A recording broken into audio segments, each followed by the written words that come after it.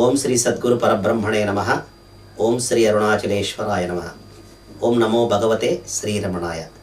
శ్రీ విశ్వావసు నామ సంవత్సరము ద్వాదశ రాశుల ఫలితాంశములు భాగంగా 7వ రాశి తులారాశి ఫలితములు. రా రీ చిత్త 2 పాదాలు, రూ రే రో థ స్వాతి 4 పాదాలు, తి తు తే విశాఖ నక్షత్రము 3 పాదములు కలిసి తులారాశిలోకి వస్తాయి. ఈ యొక్క తులారాశి యొక్క ఆదాయము వ్యయము రాజపూజ్య అవమానములు. ఆదాయం 11, వ్యయం 5, రాజపూజ్యము 2, అవమానము 2. ఈ రాశి వారికి ఈ సంవత్సరములో గ్రహముల దోషకాలములు. రవి 15/5/2025 నుండి 15/6/2025 వరకు అష్టమంలోను, 18/9/2025 నుండి 16/11/2025 వరకు ద్వాదశంలోను జన్మంలోను, 15/1/2026 నుండి 12/2/2026 వరకు అర్ధాష్టమంలోను సంచారం. కుజుడు 27/7/2025 నుండి 26/10/2025 వరకు ద్వాదశంలోను జన్మంలోను, 16/1/2026 నుండి 22/2/2026 వరకు అర్ధాష్టమంలోను సంచారం. గురుడి సంవత్సరాది నుండి 8/5/2025 వరకు అష్టమంలోను. శని సంవత్సరము అంతా శుభ ఫలితాలనే ఇస్తూ ఉన్నాడు. రాహు కేతువులు ఈ సంవత్సరం అంతా శుభ ఫలితాలనే ఈ రాశి వారికి ఇస్తూ ఉన్నారు. ఈ యొక్క రాశి స్త్రీ పురుషాదులకు దైవబలము హెచ్చుగా ఉండును. ఆత్మవిశ్వాసంతో ముందుకు పోగలరు. ధనము, సంపత్తు, కుటుంబము, పుత్రులకు కారకుడైన గురుడు 9వ స్థానములో ఉండుట వలన, యోగకారకుడైన శని 6వ స్థానంలో ఉండట వలన విశేషమైన యోగ ఫలము లభిస్తుంది. శత్రువులు అంతరించుట, వ్యవహారములలో జయము, గతములో సాధించలేని పనులను ఈ కాలంలో రెండింతలు ఫలించును.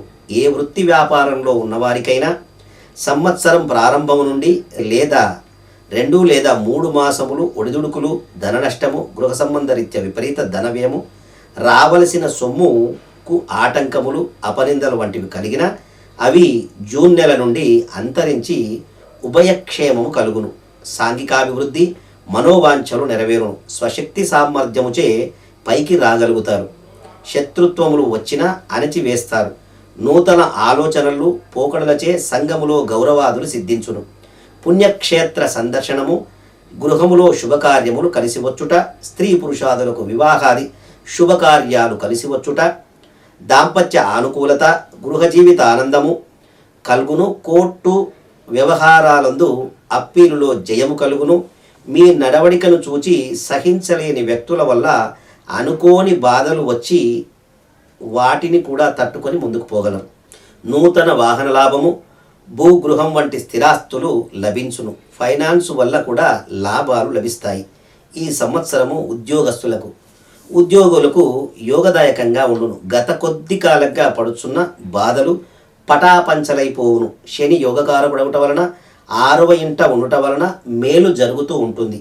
ప్రమోషన్స్తో కూడిన బదిలీలు, కేంద్రము రాష్ట్ర ప్రభుత్వంలో ఉన్నవారికి అధికారుల మన్ననలు, అప్రయత్న ధనలాభము, ప్రైవేటు సంస్థలలో పనిచేయు వారికి యజమానుల మన్ననలు పొంది అధిక జీతం వచ్చుటచే మరొక కంపెనీకి మారిపోదురు. ఇక పర్మనెంట్ కాని ఉద్యోగస్తులకు ఈ సంవత్సరం తప్పకుండా పర్మనెంట్ అవుతుంది. నిరుద్యోగులకు గురు యొక్క శని యొక్క బలం వలన ఖచ్చితంగా ఉద్యోగం లభిస్తుంది. రాజకీయ రంగంలో ఉన్నవారికి అనుకూలత, ప్రజలలో మంచి గుర్తింపు. గత సంవత్సరం ఎన్నికలలో ఓడిపోయినా ఈ సంవత్సరం అనుకూలించును. అధిష్టానం వారు మిమ్మల్ని గుర్తించి ఏదో ఒక్క నామినేటెడ్ పదవి ఇస్తారు. శ్రమకు తగిన గుర్తింపు వచ్చును. ఈ సంవత్సరములో ఎన్నికలలో పోటీ చేసిన విజయం మిమ్మల్నే వరిస్తుంది. రావుకేతు ప్రభావం వల్ల మనశ్శాంతి కరువగును. మీకున్న సామర్థ్యము మీకు కలిసి వచ్చును. ఇక కళాకారులకు ఈ సంవత్సరం అంతా కీర్తికారకుడైన గురుడు బలముగా ఉన్నందువలన మంచిగా ఉంటుంది. అనుకున్నది సాధిస్తారు.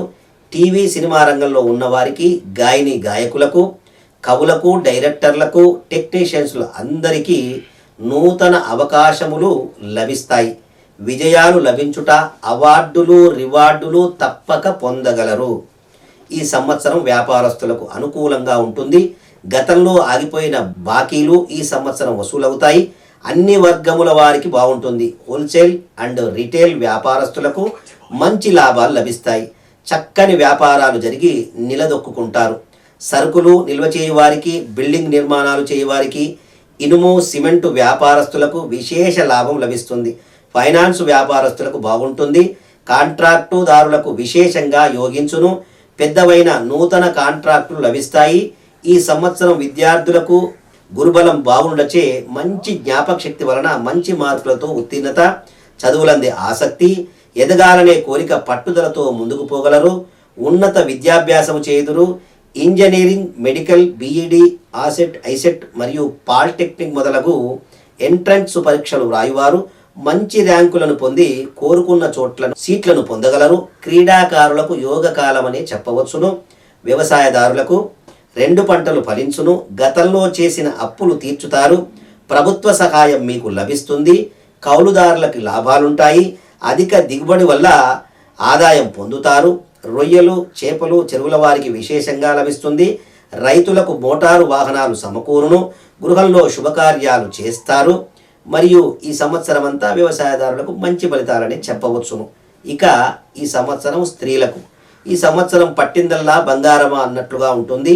ఆరోగ్యము కుదుటపడుట, కుటుంబంలో మీ ప్రాముఖ్యత పెరుగుతుంది. నూతన ఆభరణాలు, స్థిరాస్తులకు మీకు లభిస్తాయి.